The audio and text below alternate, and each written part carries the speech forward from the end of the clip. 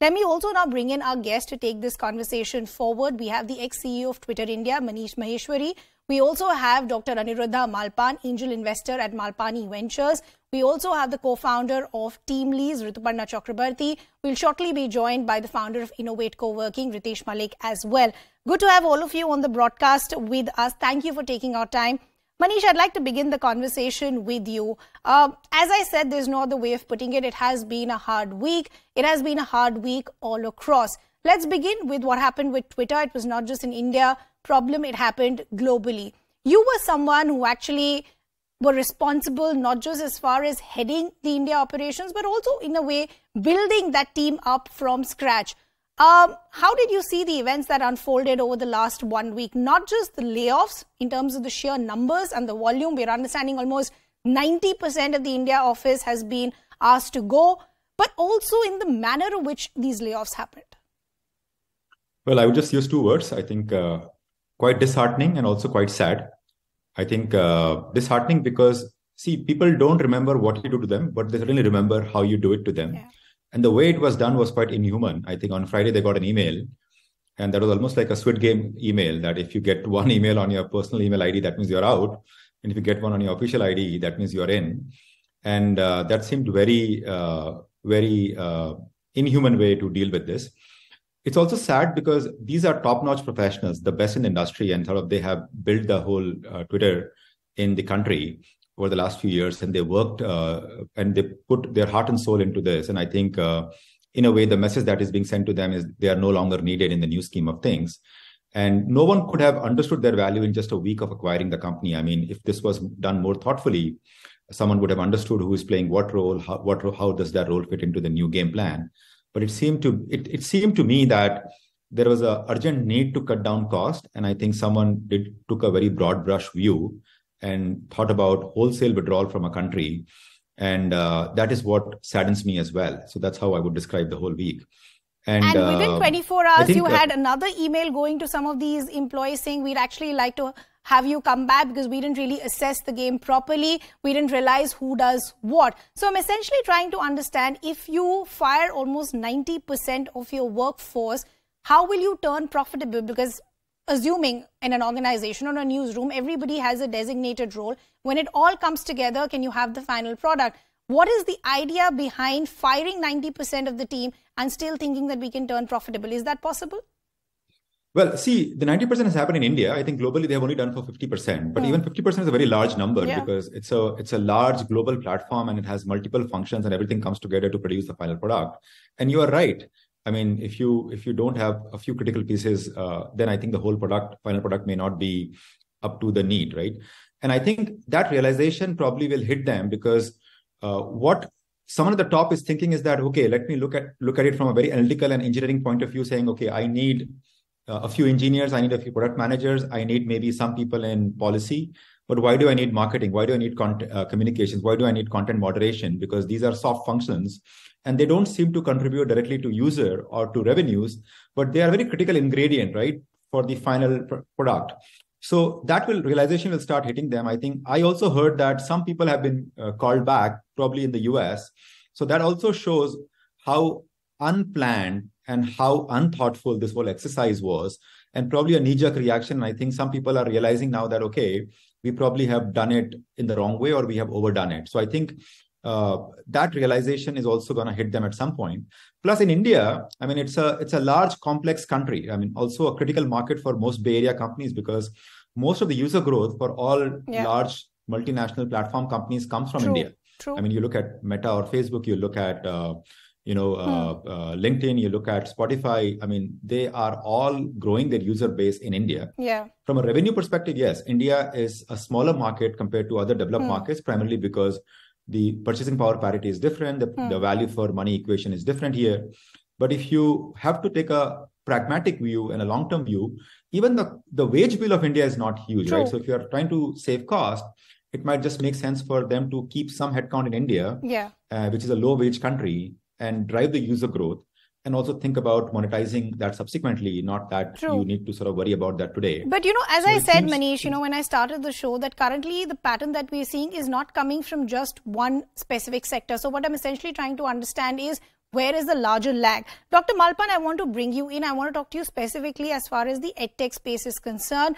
That, of course, has taken a big beating over the last couple of months, over the last 1 year, as we started to come out of the pandemic and as we started to see more things open up. With what we've seen at Byju's, with what we've seen at Unacademy, 10% of their workforce is what they're working with. Where do you think things have gone wrong? I think this is fairly typical of capitalism. You will have boom cycles and you will have bust cycles. And that's what creative destruction is all about. But I think what people tend to forget is the human price which gets paid in these destructive cycles.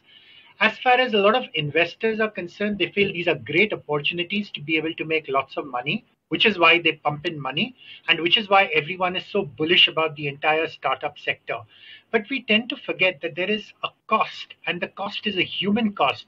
And it's not just a cost of the employees. Remember, each of these employees actually supports a family, which consists of 3 or 4 people.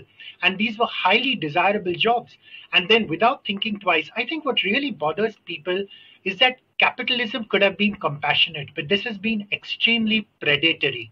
In the sense you pick and choose, you hire and fire, you decide, today I don't want so many people. And perhaps if you're Elon Musk, you can get away with some of this stuff. Yeah. But I still think the taste which is leaving in people's mouth is a very bitter aftertaste. And I think that's really upsetting thing. But one thing I will say, I think hopefully people will realize is that the old world has changed completely. You're no longer going to be able to talk about a secure job. You're no longer going to be able to say, I work for a company and I'm going to continue working here for 30 years because I'm going to be loyal to them. Because that loyalty does not exist anymore. Yeah. And I think the sooner we realize it, and I think it's the education system which needs to realize this, that it's no longer enough just preparing people for jobs. They need to be prepared for a portfolio of careers. Yeah. And the more they're in control of what they're doing, and that's really what the future holds. So everything else, in an ideal scenario, you would want, or you would at least hope that the layoffs can be minimized. Maybe, everybody takes a salary cut, but you try and at least retain the numbers. But I don't know how much of that is possible. But Ritesh, I want to bring you in. I've known you for a long time. You've donned various hats. You've been an investor. You've been a startup founder as well. Try and explain this to our viewers. Today we are hearing from various startups that if we need to keep ourselves afloat, these tough decisions need to be taken, because look at what's happening globally as well. Look at the decisions that the Fed has taken. There are fears of recession coming in. So the only option with us is to either lay off people or to put a hiring freeze.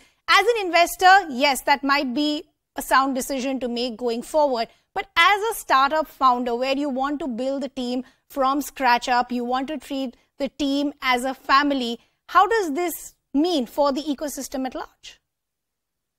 So, Ridhima, if you see all the companies or startups that have actually laid their employees, most of them are COVID positive businesses, where in COVID positive means these are businesses that got a lot of revenue or started getting a lot of traction because of COVID or the lockdowns, be it the edtech sector or be it sectors as like the OTT platforms. So in my opinion, and I am deeply appalled by how these larger, at least the startups or the large listed digital media companies in the West are treating their employees. In my opinion, and as Anirudh said and Manish said rightly, we need to be very, very empathetic, at least ensure that we do not, we do this in a very, very empathetic manner. In my opinion, this is one of the most important decisive factors. And I also run my startup.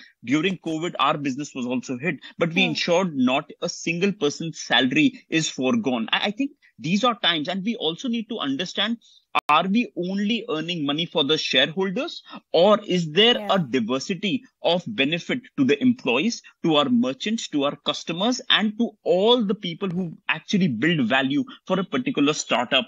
And on the positive side, see, our Indian ecosystem is very, very new. If we compare it with the Valley, we are extremely, we are a newborn infant right now. So I agree that founders can make decisions which are rash, but as Manish rightly said, in my opinion, the most important thing is you can fire people if you like, because that's your call, but that needs to be done in the most humane, not over an email. It needs to be done in a very, very gentle and empathetic manner. Okay, Rituparna, let me bring you in the conversation. Thank you for patiently waiting. Speaking just as far as the startup space is concerned, with what we're seeing in the edtech startups and others, do you still believe that it's possibly still too soon to say that their party is over?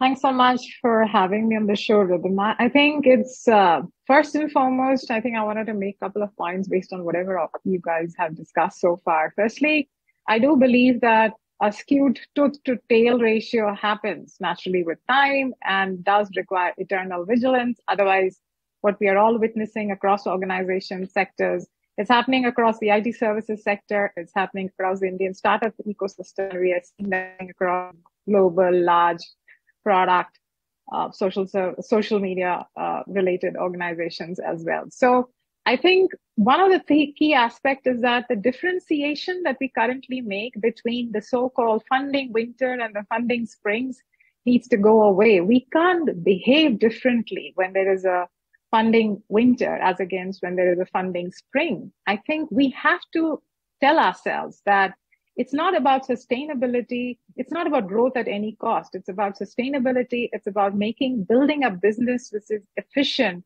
for the longest time. I know we're talking about capitalism, but nowhere in capitalism, as far as I've read economics, have anyone suggested these kind of extreme reactions to situations. I think the lesson to be learned here is that we are not dealing with inanimate objects, right? That we are dealing, and there is a huge impact that we are seeing on human capital.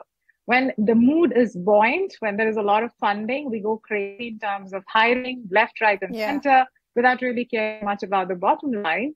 And then when there is a downtime, we are as reckless as ever. I think we have to be a lot more cautious. True. We have to be a lot more cognizant about how we are conducting ourselves and running. I don't think this is actually is beneficial for the business by any means, where you are treating people like flocks. So and I have another. There are alternative solutions for organizations to kind of manage the show. There are variable models that can happen in terms of human capital deployment. But I think somewhere, I know right now it's do or die for some of these organizations. It might be do or die as of now, Rituparna, and I get that aspect of making a business profitable. But my other concern is this, and Manish, I want to bring you back in the conversation. Fair to say that many today founders, startup founders, tech company CEOs, they're trying to work only quarter to quarter. And correct me if I'm wrong, but this will also lead to a larger issue as far as attrition is concerned, because you're not actually building a team that's going to be loyal to you anymore. The next time they get a 20% or a 30% hike, they would want to leave you and go. So are you really building a team and a product that will have long-term goals? No, you're right. I mean, I think these are extreme times. I think what is happening is very unusual because we had a period of very cheap money for almost 2 years with the Fed printing currency in the US during the COVID crisis. And suddenly now with the interest rate going up, there is a dearth of liquidity, and I think everyone's pulling back. And I think we have not seen such a extreme pendulum swing in sort of a long time. So what you're saying making sense, because I think what is happening today will leave a impression and a mark on people, and people would want to optimize their own career and their own things versus loyalty to a company. And I think that's the unfortunate reality that I think will start happening. I think the companies that survive this, companies that have been frugal, companies that have not overhired, and companies that have focused on building a culture, building sort of loyalty, they might come out stronger in the long run. But they just have to wait and sort of wait it out. And I think see whether it's a 2-year kind of a period or 18 months. But that's what the situation is today. Okay. Dr. Malpan, I want to come back to you. And you've been somebody who's vocally, spoken about issues as far as the edtech space is concerned. And the reason that we're talking about is because of the considering number of edtech startups that we've seen wanting to lay off people, and who knows how many more will follow. If my memory is correct, just a couple of months ago, you'd actually seen edtech companies in India, and they'd formed a committee to actually look inwards to try and see what the challenges were. At that time, many issues were pointed out issues like misleading ads and others. Do you think there has been an overcommitment of promises vis-a-vis the lag in the ground reality, and that is why we're seeing these numbers today? Yeah, I think, a lot of this is whitewashing. Let's be honest. Everyone knew the mis-selling was rampant. Everyone knew how toxic the work culture was. But the trouble is when you're a unicorn, which is becoming a decacorn, which calls yourself the most valuable edtech startup in the world, no one wants to say anything because obviously you don't want to argue against success. But to your point, I think unless we value human capital as much as we value financial capital, I think the problem is we just get so enamored by money and with all the zeros and the millions and the billions that we tend to forget that these are humans who are actually creating this. And I think unless we realize that you want companies which are going to last much longer. Why do you think the Tatas is such a respected brand name in our country? Because even during difficult times such as COVID, they made sure that they didn't let go of their employees. And I think this is what really builds trust. And this is really what companies should want, because then you become the employer of choice. And when you become the employer of choice, you get the grade A hires, and these are the guys who actually end up making money over the long term. But like you quite correctly said, we're so focused on quarterly results, on short-term manipulations, that we're no longer willing to take the long view. And unless you're willing to play the long game, I think a lot of this is going to end very badly. Lots of people are going to get hurt for no fault of theirs, which is really tragic. Right.